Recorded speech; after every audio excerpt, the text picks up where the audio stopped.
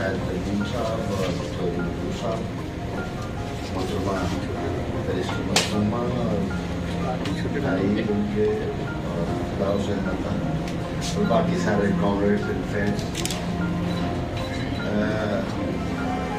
شہرت بخاری صاحب کے اور فرخندہ بخاری صاحبہ کے حوالے سے ہم نے یقیناً ضیاء الحق کے اس تاریخی دور میں جو مزاحمت کرنے والے لوگ تھے ان کے حوالے سے ان کا نام تو سن رکھا تھا، لیکن ان کے ساتھ باقاعدہ تعارف میرا اس وقت ہوا ہے جب یہ کتابیں چھپی ہیں اور بیرسٹر مرحومہ نے مجھے دی ہیں، تو پھر میں پڑھا اور جبیا صادق کے سارے دوست ساری وہ لوگ کہانی جو لوگ ایک دوسرے میں جو انہوں نے وہ روکے کھڑے کر دینے والی کہانی، لیکن جس مزاحمت کے ساتھ انہوں نے استقلال کا مظاہرہ کیا ہے پورے خاندان نے، یہ میں سمجھتا ہوں کہ بہت ایک تاریخ کا انمٹ باب، اور یقیناً اس وقت بھٹو صاحب کے بڑے نوابین اور جاگیردار ساتھی ضیاء الحق کے مخبر بن گئے تھے۔ یہ تاریخ ہے، اس سے ہمیں شرمندہ ہونے کی ضرورت نہیں ہے، بلکہ اس کو اجاگر کرنے کی ضرورت ہے کہ جو کمٹمنٹ ہے وہ عوام کی کمٹمنٹ تھی بھٹو صاحب کے ساتھ، اور وائس ورثہ بھٹو صاحب کی کمٹمنٹ تھی عوام کے ساتھ شعوری سطح پر تھی۔ اب اس میں کچھ ایسے پاور سٹرکچر میں اور پاور کے پروسیس میں ایسے پیچز آتے ہیں when you have to negotiate with the existing power one way or the other، اس میں کچھ بہتر ہوتا ہے، کبھی بہتر نہیں بھی ہوتا۔ تو یہ میرا خیال ہے تاریخ کا جزیاتی عمل ہے جس میں ہم سارے سیکھتے بھی ہیں اور ہم سے غلطیاں بھی سرزد ہوتی ہیں، ہم سے بہتری بھی سرزد ہوتی ہیں۔ تو بالخصوص جو محترمہ فرخندہ بخاری کی تحریروں میں اور شاعری میں جو سپاہ شام کا استعارہ ہے، اس نے مجھے خاصا جھنجھوڑا کہ اس کی کیا ڈائمینشن ہے۔ تو اگر ہم اس کو کربلا کے کانٹیکس میں دیکھیں تو شہادت حسین کے بعد شریکت الحسین کا جو سفر تھا اور اس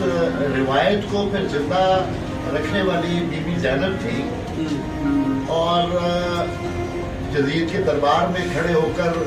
للکارنے والی آواز بھی زینب کی تھی، اور اس جو خطبات ہیں اگر ان کو آپ ہم ایک ریلیجس لٹریچر سے ہٹ کے، ویسے میں لیکن اس کو اگر ہم اس وقت کے پاور پیٹرن میں ایک ریزسٹنس کی علامت کے طور پر بی بی زینب کے خطبات کو دیکھیں تو میں سمجھتا ہوں کہ وہ ایک بہت بڑا پولیٹیکل لٹریچر ہے جو آپ کو قائم رکھتا ہے ظلم اور جبر کے خلاف کھڑے ہونے میں، مزاحمت کرنے میں اور اپنا سارا کچھ لٹا لیں۔ تو سپاہ شام کا استعارہ میں سمجھتا ہوں کہ فرخندہ بخاری کی اپنی ذات کے اندر جو بی بی زینب کا کردار تھا، اس کی جو آئیڈینٹیکیلٹی تھی اور اس کے ساتھ جو سینکرونائز کرنے کی ان کی خواہش اور ڈیزائر تھی، اس کی وجہ سے انہوں نے سپاہ شام کے استعارے کو استعمال بھی کیا اور ضیاء الحق کو اس وقت کی اموی فوج کے سالار کے طور پر ٹریٹ بھی کیا۔ تو یہ اس طرح کی روشنی ہمیں ان کی افکار و خیالات سے ملتی ہے اور ان کی ذاتی کردار سے بھی ملتی ہے، اور یقیناً ہم جیسے طالب علموں نے اسٹرینتھ پائی ہے، ہم نے طاقت حاصل کی ہے،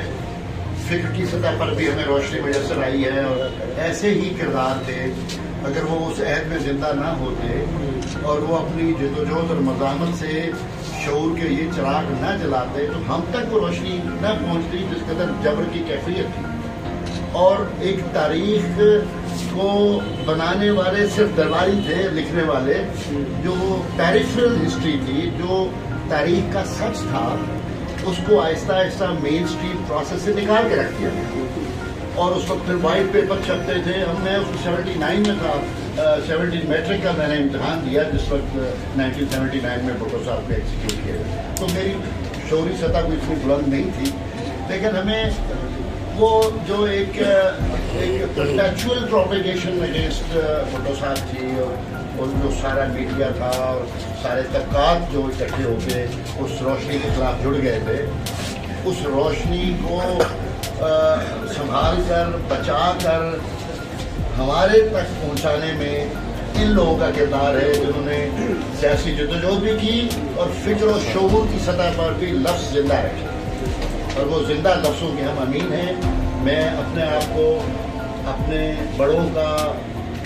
ان کا مجاور سمجھتا ہوں کہ ان کے لفظوں کا میں مجاور ہوں، اور جو ہم تک پہنچا، جو ہم نے سنبھال کے رکھا وہ انہیں کی دین تھا۔ اور میں سلام پیش کرتا ہوں شہرت بخاری صاحب کو، فرخندہ بخاری صاحبہ کو اور ان کی آل اولاد کو، کیونکہ آل اولاد کو مانے بغیر پھر کام نہیں چلتا۔ Thank you very much, very kind.